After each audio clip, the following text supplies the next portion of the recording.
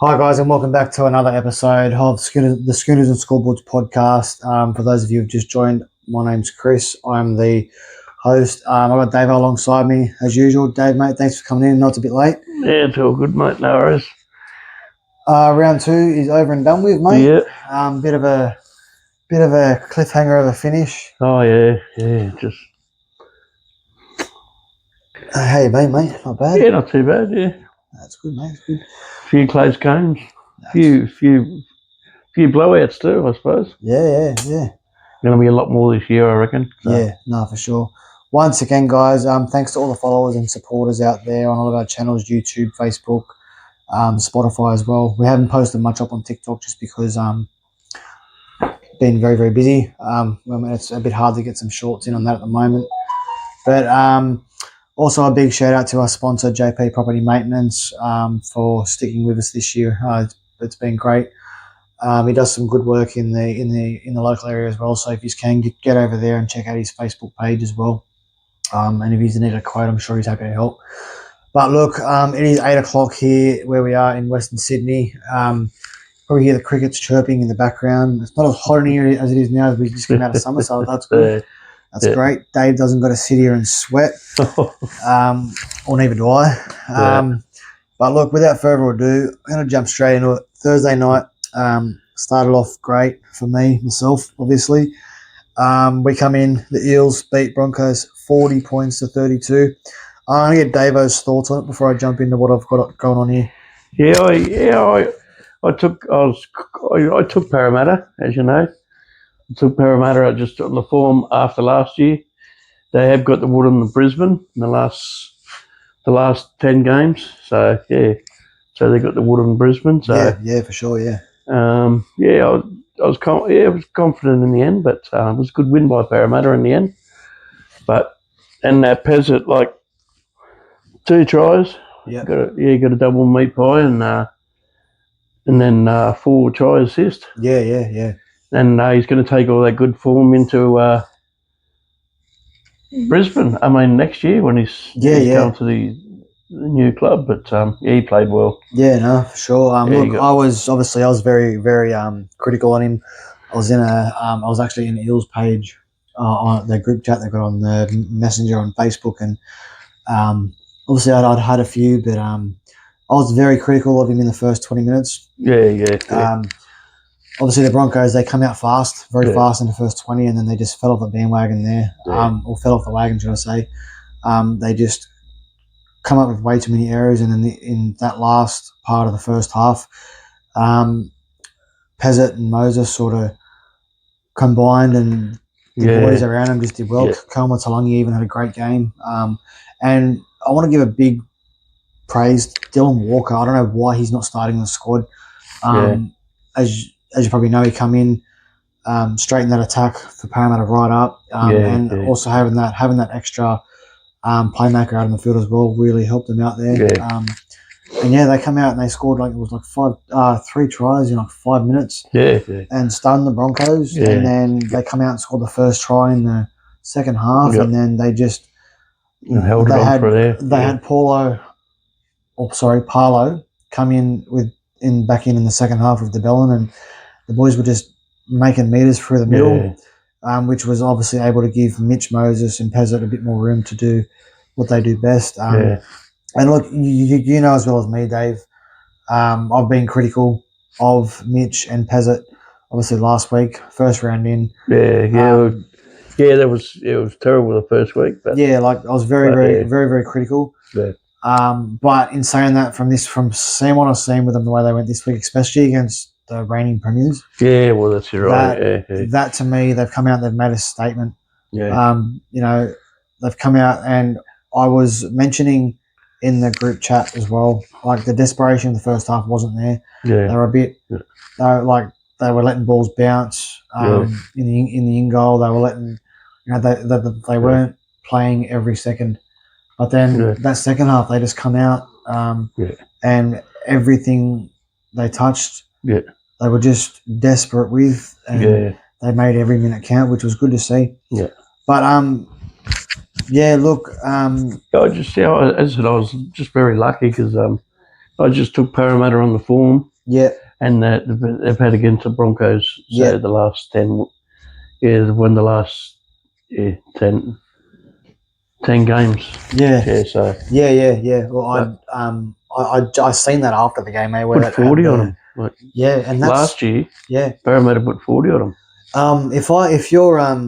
If you're the Broncos coach, if you're Madge, are you worried about where your team's heading? You've just had 2 losses Yeah. in a row on like at home, Then heading down to and Melbourne. now you're going to Melbourne next week to versus Yeah. Melbourne. Like The way the Melbourne's playing, yeah. So that's crazy. I mean, I don't know what's clearly something has to change. Like there was still no direction out there. I know Yeah. they lost Reynolds. He come off with a yeah. bit of a niggle. I'm pretty sure it was clutching his ribs, but So is he off next week? no, I'd presume he'd play. I think they just rested him. They just, like towards the end there, I'm not sure if he come back on. I wasn't really paying attention at a few, but anyway, look, we'll move on. That's that one. Was great. Turned out to be a great weekend for me. Yeah. And made everything else a bit more interesting. Now, look, Friday night the Warriors beat Raiders 40-6. I don't know what is going on with this Warriors front pack, but mate, holy dooly. Yeah. Hold on, hold your horses. If you're a Warriors fan, mate, you are riding these boys. They are going so well. The forward pack, like for the Raiders, they were just getting bashed. They were getting smashed around the park regardless. The Warriors, you couldn't stop them. I couldn't. No, I haven't picked the Warriors. I went against Warriors first 2 rounds. Yeah, I mean, after the way I look at it where they beat the Roosters last week, the Warriors. Yeah. And I thought, Raiders, they had a bit of a cliffhanger against Manly. Yeah. And I just thought to myself, maybe this one will be a bit more close, but that's why I took the Raiders. They look so clinical. Everything they touched just went well. 82 points in the first 2 rounds for Warriors. Yeah, like that's crazy. and Metcalf's not even there yet. Like this is our young fellas, and Delabertani's Lesniak. Man, he had a great game. Yeah. But look, being in Auckland, I've always said it's a hard match going to Auckland and playing. But geez, man, that's unbelievable. Yeah. See that. Then some other teams do take. I know a couple of years ago when the Bulldogs played Warriors a couple of years ago. Yeah. They classed it as the Bulldogs' home game. Yeah. Yeah, but that was strange how they do that. But they are a strong side, and they where they sitting up top with the Bulldogs last year, and then they crumbled that easy. Yeah. And now they've just shown in the last 2 weeks what they can do. Yeah, no, 100%. Sides. Yeah, no, 100%. But so they play it absolutely outstanding. Yeah. All right, look, to finish off the Friday night, we headed to Allianz Stadium. The Roosters unfortunately beat the Bunnies 26-18 in one of the most historic matches that will go down in history, with the main man, Alex Johnson, taking out the NRL top try scorer of all time, and the fans shut down the game for 20 minutes. Look, what a sight.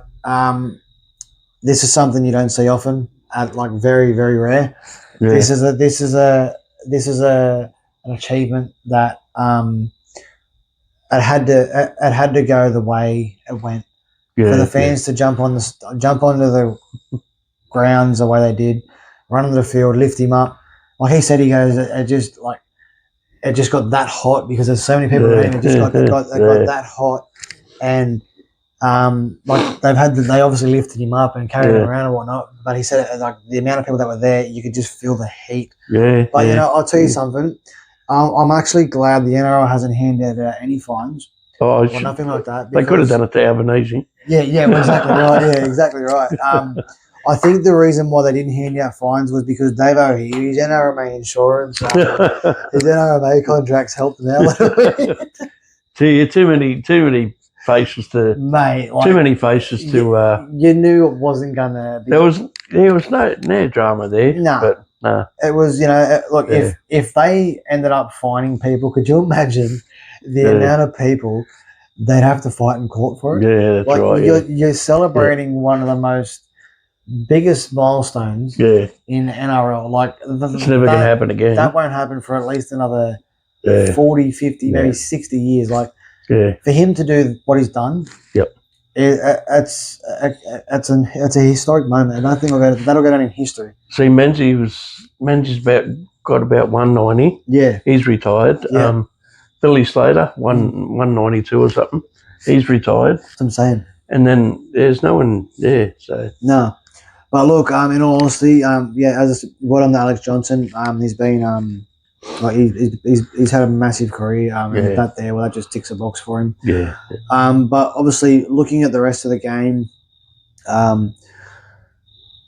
yeah, well, you know, what else could you pick off besides that? Yeah. DCE, obviously, he did show some class. yeah, In that game, obviously, he come out in that last 10, 15 minutes there, and there was a penalty. yeah, Penalty there that happened, and then he's sort of gone back and he's had a chat with his back line and obviously wanted certain things out of them. They've come out and they've just gone the way it was going to go. So, look, unlucky for the Bunnies. I think they played well. They played well the last 2 weeks. Yeah, but look, you know, it's if you're Bunnies, I don't think they're worried about the loss. Like, well, they would be, but I don't think they're too worried about it. You know, they would have probably been in the sheds. Celebrating the fact Alex Johnson just broke that's right. Yeah, broke a big record like that. But they're now talking about putting his name on the medal as well. So it'll be like a Johnston Irvine medal or something like that. They play. Something like that. If it happens, maybe who knows? But look, well done to him, his family. Obviously, it's a big thing. Obviously, his family would have taken some risks as well in getting him to the top of player he is. So well done to him and his family there, and obviously the boys around him. So well done. Look, now we're heading to Super Saturday. What a Saturday it was. We kicked it off with Tigers opening their season with a 44-16 win over the Cowboys. I'm going to head this one over to you, David. Did you watch much of this game, or? Bits and pieces, but I don't know. They surprised me in the end of last year, and a few good wins in the end towards the end of last year. Yeah, and just the way they played. Like, they just surprised me in the last couple of years. Yeah, they've been down and out the last couple of years, as you know. But I suppose they got good quality players there now. They just need to gel each week. Yeah, but they're starting to gel slowly. But they had a good win. Yeah, no, for sure. Especially against a quality side. So yeah, well, you know, I mean, and I want to get your thoughts on here too, guys. If you're still watching, we do appreciate it. What are your thoughts on the Cowboys? Obviously, in my opinion, where do we go here with Payton? Like, is Payton throwing the axe in players? Are we changing something in the way they play their footy? Because the way the Tigers came out and played, Jerome Luai had an absolute masterclass. Obviously, back in his spot that he obviously was at in Penrith. Kai Pearce-Paul come out on a debut game for Tigers, and he was one of my standout players. He came out, he played absolutely brilliant. But and that's a river or something. Yeah. Yeah, blinded too. Yeah, or something. He did, yeah. But as for the Cowboys, like, I don't get it. You know, you're at a loss. Like, where do we go from here? There was no. It's like they didn't want to play. The Tigers look like a bunch of 16-year-old kids running around the field against 2-year-olds. Like, they've just won a big. It was shocking. Yeah. Like, if Tigers get one, like, had one more try there, which they clearly were going to push for. Cowboys season's done, but what does this say in the word of Payton? Like, clearly nothing has changed in the off-season. Nothing's changed coming into last season. They started where they finished. Their side on paper can beat any side, any time of the day. 100%. You've got Drinkwater, you've got Dearden, you've got what's his name, Griffin Neame, you got Tuolungi.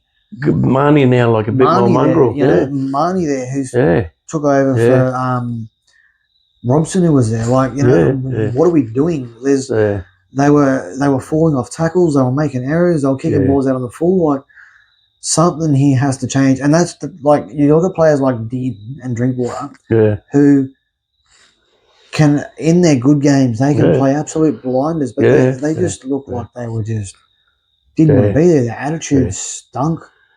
I don't know who they got next week, but I reckon in the next couple of weeks they'll come out and show what they can do. Like put Well, their best on whoever you'd they're going think to so. play. Like you'd think so, considering how but bad it's been they've poor. been. Yeah, it's been poor the Like last 2 weeks. I don't criticize a lot of teams, but Nah, that's not the Cowboys. nah. And then nah. Peyton sits there and he's, Yeah.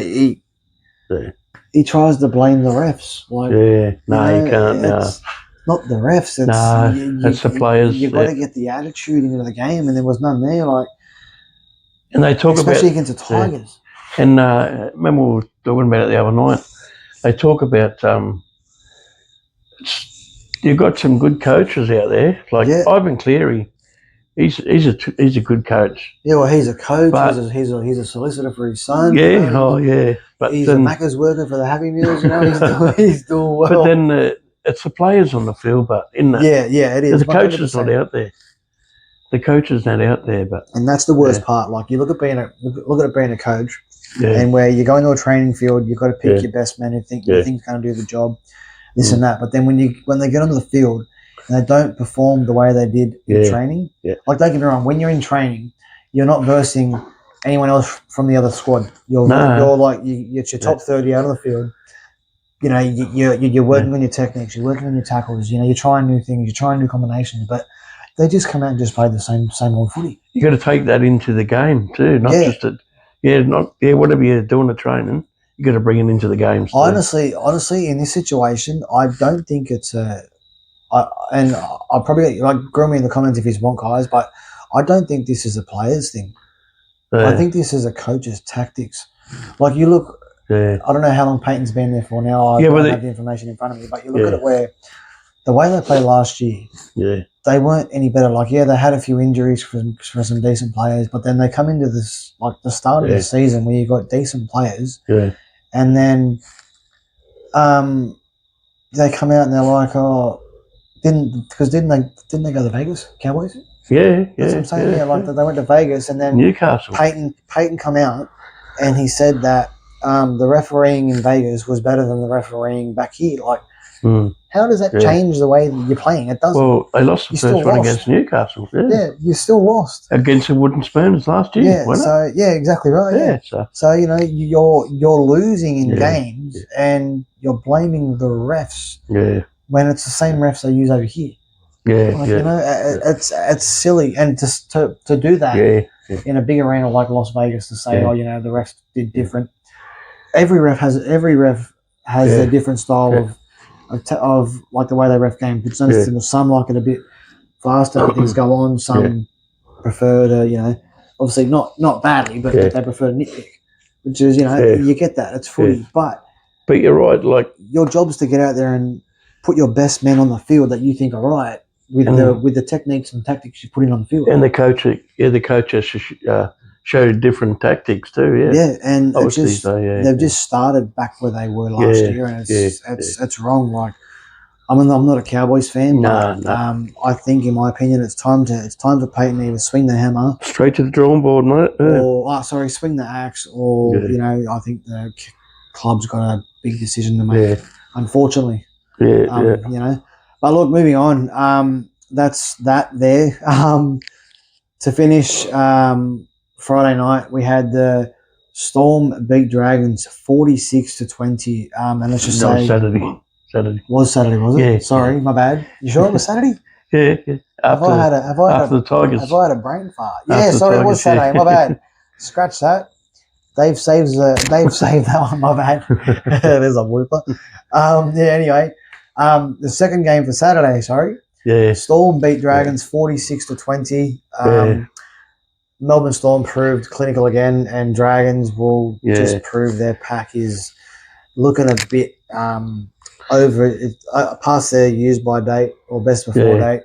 My partner, she seen the points coming and she just put her head down and sat on the phone. Try there for a while. It was for a bit, Dragons they- did well. I'll give it to them. They come in and they stuck with them for a bit, but then Just Melbourne, yeah. Melbourne being Melbourne, well, Yeah. I mean, look, if they put 50 on the Dragons in that game, you'd be looking at something like, that's 100 points in 2 games. That's crazy. I mean, Yeah. 96 points, Yeah. whatever it is in 2 games. Is crazy. 96 is still close enough. Like, yeah. that's crazy for 2 games. Yeah. But look, Harry Grant scored another try again this week. Showed he's an absolute freak. I think he's going to have a massive season this season. For Arlago, got his hat trick. Warbrick and Holmes both got a double.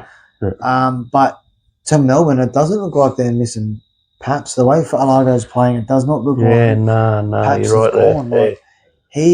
That kid is just elusive. That's that fullback, hey? Yeah, he's just elusive. But see, Parramatta, he didn't shine against Parramatta, but the rest of the side did. But Harry Green, I reckon he's got to be the best hooker running around. Oh yeah, he's the best hooker in the comp by far. 100%. Yeah.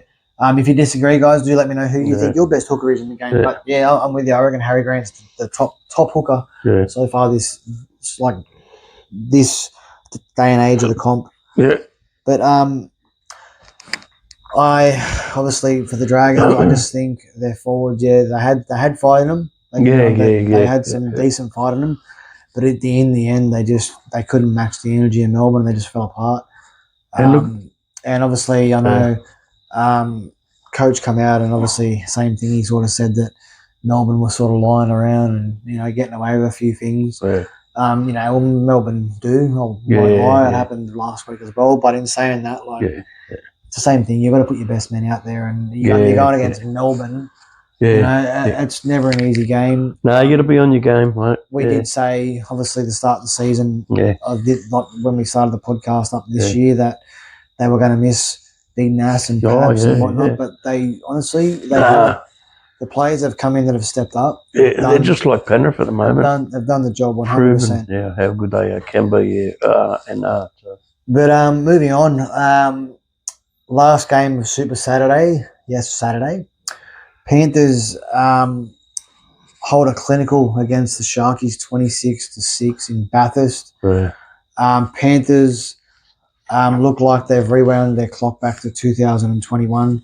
Their defence is basically perfect. Yeah. Their scrambling defence is everywhere. Edwards, Joe, Cleary all stepped up, making it look just easy. Yeah. Like Cleary stood back, kicked the 40-20, and the way he kicked it just looked like it was the ball had a magnet on it. It was just stuck to an angle for the 20 line. Unbelievable. See, and the fact they've come in over 2 weeks. Scored 52 points. Yep. And they've only scored 6. They've only had 6 points scored on them. That is crazy. That defense is. That's something else. Yeah, that gives me 2021 vibes. Yeah, that's close to a. That's perfect. Defense so far. Yeah. Well, you look the last time they played this good. Yeah. They went. I think it was 19 wins in a row. Yeah. And then then the Eels come out and. I'm pretty sure the Eels come out and snap that. It was either 17 or 19 wins in a row, and then the Eels come out and beat them to cancel the win streak. And then, the 2 teams they played 2 good quality teams. It's not like they played Titans twice, you know what I mean? Yeah, exactly right, 100%. Not putting the Titans down, but... oh, no, they're hopeless, but yeah. Yeah, but one of the lower teams, but they played 2 good quality teams. Yeah. The Premiers... They beat him 26-0 last week. Yeah, and then they come out and they verse Sharks and Cronulla put 50 on Titans. Yeah, well, exactly right. But look, as for the Sharks, obviously, it looks like where they were last year, beat the teams below them, and then comfortably, obviously, but then versing teams above them, and they just they get smoked. I don't know. I give a lot of praise to Trindle and Hines and players like that last week after the win over the Titans, but this week they just they got suffocated. Penrith just come out and did what Panthers do. They prowl. And especially in Bathurst, the atmosphere in Bathurst is unbelievable. There was a lot of Panthers fans there, but also a lot of Sharkies fans as well. But the way they played was just it was freakish. I thought the game was going to be a lot closer. I thought I had them under 44.5. And I just thought it was going to be a lot closer than that. Yeah. Like the fact that Sharks only put 6 points on is crazy. And it shows you how good their Penrith defence is. Yeah. 6 points in 2 games. That's And then we head off to Sunday, where the round 2 finishes. It's gone. It's dusted. It's over. I'm going to call this one an absolute upset. Oh, yeah. Knights beat Manly 36-16. And Manly, I don't understand what's going on there. Dylan Brown and Kalen Ponga go down with injuries.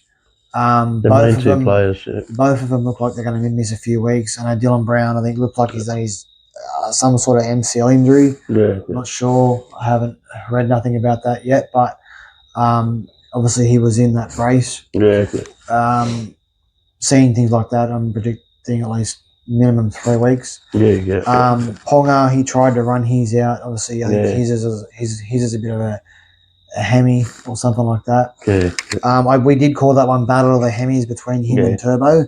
Well, Turbo won, but his team lost. So well, that's it. Yeah. Look, obviously, touch and base on Manly. I don't get it. I don't have answers. I like answers because the fact that Knights were down basically half of their spine, 2 of their biggest marquee players in the squad, and Knights still managed to put points on them in the second half. Yeah, I know. Yeah. Manly were just lost. Too many errors. They were holding balls, dropping balls, kicking out in the full, bouncing off tackles. Yeah. They were just being ran around the park. Fogarty and Brooks weren't communicating. They weren't clicking near each other at all. Fogarty went missing in that second half. I think he probably touched the ball probably lucky to be half a dozen times. He just didn't. And if he caught it, he'd just catch and pass. Yeah, well, that's it. Kicks. And then Brooks was just trying to do way too much. Yeah. He was like passes could have gone out to certain players. They could have made a few breaks. Brooks was just holding on in front of dummies and playing stupid ball. I don't understand it. And the Knights, they just didn't stop coming. You know, they had a few errors, but they didn't change the momentum at all. It just everything Manly touched either went to the floor or went back in the Knights' hands. It's like it makes no sense. They proved me wrong in the last 2 weeks. Oh, 100%. They have played well in the first round.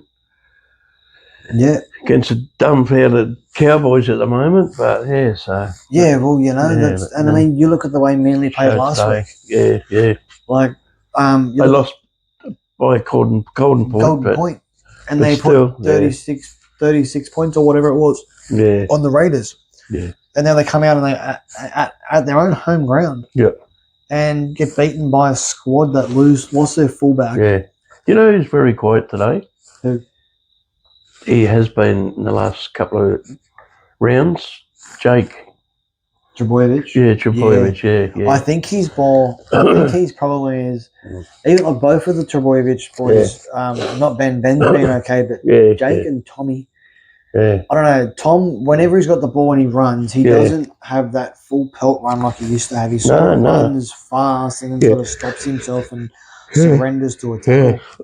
Where Jake, I think Jake's biggest concern, and it'd be playing on him mentally 100%, is the fact that he's worried about copping another HIA. I think because he's got the headgear on. I think he's worried if he comes out and he cops a bit and he goes down, well, then it'll be looking at more than just 11-day stand down. Maybe a career. Yeah, well, that's what I think the problem is there. But in saying that, like, if you're not 100%, you should why are you out there? Like, don't get me wrong, he made some good runs. Yeah, he needs to. But I think for Manly, I think it's they've lost DCE, and you look at them now where they've got Fogarty there. And Fogarty's obviously still trying to learn certain things, the way the Manly is and this and that. But when you can't get the ball out to your players like Koloa or Olakuatu, players like that, you can't get the ball to your big name players like that can create damage, create space, and score tries. Well, you're not going to move on the field, and that's what happened tonight. And it's And Saab's been quiet too. They're not getting the ball out to easy. No, well, that's He's just like another Tupou yeah. Well, that's for another thing. Roosters, but Saab hasn't Saab, he's very quiet. he hasn't been on his game for I reckon at least 18 months. I never even like last year he didn't do a lot. Yeah.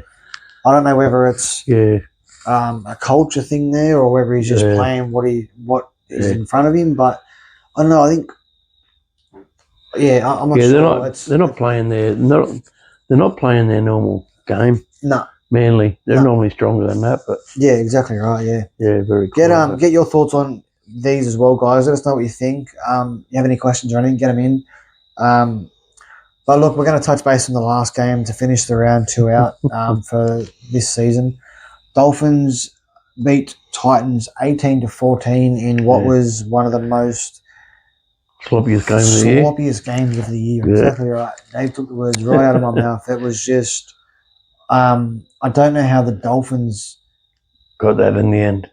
Yeah, it was just yuck. Like Titans, I've got to give it to the Titans. Titans had fight. Yeah, they did, right? Yeah, I did. I do feel sorry for them in a way, but... Oh, I don't. But still. I don't. But sorry to all the fans out there, but I don't. In saying that, look, got me off script here.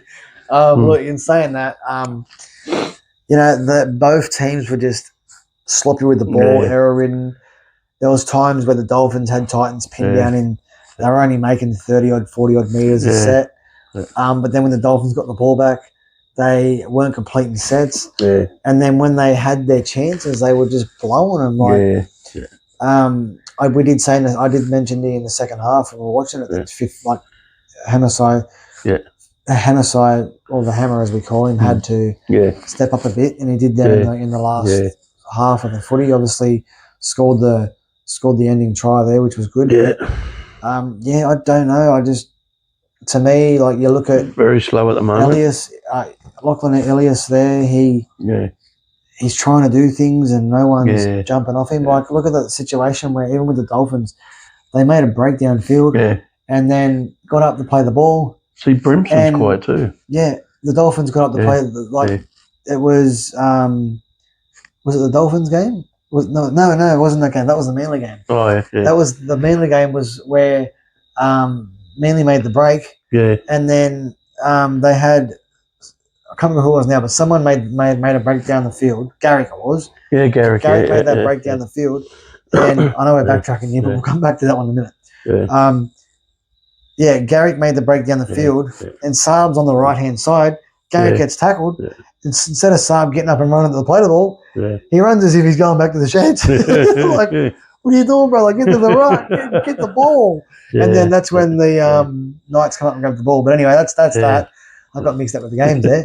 But, look, as we said, both games, like the Dolphins and Titans game was scrappy. I'm going back to the drawing board if I'm Hene. Obviously, things ain't working. No. They were a bit better in defence, but in saying that, the errors helped them sort of keep that to a 4-point win for the Dolphins there. What I want to ask you, Dave, coming into the next two rounds, are you like obviously you've got Todd Payton at the Cowboys and you've got Maguire at the Dragons? Is it Maguire? No, no, it's not Maguire. It's Flanagan. Sorry. Flanagan, yeah. If both of your if these two teams go into the end of the month with 4 losses in a row, which coach is going and which coach is staying? If you're controlling one of those clubs, are you looking for another coach? Yeah, maybe both of them, because they did have a very they look at Cowboys. They ended up where they ended up last year too, and the Dragons had a few. 100%. Very quiet last year, both of them. Look, if I'm Cowboys, Payton, I reckon. Payton. If I'm Payton, I'm wanting these. I'm grilling these boys this week. Or whatnot, because when you have a loss, you look at the way the attitude is from your coach and your players. Now, Cowboys, They didn't have a good season last year. Obviously, No, injuries and no. things like that. But that's no excuse. It was No. the next man up. Yeah. Your depth's there for a reason. But you look at the Cowboys here, where they come into this season, they've gone 2 losses in a row. Yeah. Now, And how many losses they had last year in the end? yeah, exactly right. In my opinion, if you get a loss, you're not sitting there and you're not blaming a ref. You're not blaming the way things are going with refs. You're going in and you're looking at your videos Yeah. and the way these fellas are playing. Yeah. And obviously you're up in that box. You're making notes. Mm. You're sending messages down to the boys that are on the Yeah. sideline saying, do this and do that with a couple of Fs and whatever else they're throwing in there, 100%. But in my opinion, like, he goes into a press conference and there's no anger. It's just he just answers questions. He answers questions and then he gets up and, like, once it's done, he walks off, like, and then it's the same thing next week. Like, I'm gonna actually see who they got next week. You can do a Bellarmine, chuck water bottles and everything. That's what I'm saying. Yeah, like, if you chuck chairs. exactly right. Yeah. Like, you look at that. That's 100%. Yeah. Take the words out of my mouth. Yeah. You look at that. No, you got to get stuck in your boys' butts. Yeah, 110%. I don't know. You're a coach for the reason. You're a coach for a reason. You got to get stuck in the boys. Yeah, like, if you look at it, where if that was Bellamy, them boys would be shitting themselves to go back in that shed at full time. Yeah, and they'd be worried about getting hit with a chair or well, that's their teeth or something, bro. Like, you'd be panicking like I know tomorrow. Yeah, that's their full-time job. Yeah, it's just like yourself and Malachi. Malachi works under you. Yeah, and if you need to tell him off, you'll tell him off. You know what I mean? Yeah, well, exactly right. You wouldn't. It's just like in football too. It's their full-time job. Yeah. And they're working under someone else. So. Yeah, no, 100%. But the coach is going to step up too. Yeah. You look at it where, like with the footy, obviously it's a lot different. Yeah. But you look at it where you're coming into round 3. Yeah. Who do they got? I'm going to just quickly check who they got here.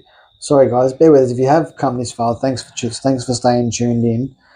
But, I'm 100% with you. I just think... What about the Dragons too after that? Yeah, well, exactly right. Like the Cowboys, there you go. Cowboys, they got the Titans this week coming on a Sunday. Yeah. Now, your Titans, they get a 7-day turnaround. Cowboys get, I think it's, 8-day turnaround, so they get a bit longer. But if you don't come out and you don't beat the Titans... Yeah, they're in trouble. Mate, your job is got to be in trouble. Yeah, that's right. Yeah. Considering the Titans have just lost to the Sharkies by 50, to the Dolphins. Yeah. If you don't come out and you don't beat the Titans, I'm questioning that. Yeah. And as for the Dragons, the Dragons got the Eels on Sunday at 4. Yeah. So, they're in the same boat. If they don't get a win here over the Eels, which I can't see it, go Para. But, are we looking at coach sacking 1 month in, or we pride, like... Be back on the Centrelink roll. Hey, you should hit him up for an RMA job. Jesus, that's golden. All right, guys, that's going to be us. We're going to finish that off there. We're almost at 9 o'clock here where we are in Sydney. We will be back for Teamless Tuesday. If you've come this far, thank you for tuning in. We really appreciate it. Couldn't have done this without all you guys out there. As for our sponsor, thank you very much for sticking with us throughout the year. It's been great. Pardon me. Oh, geez, wind.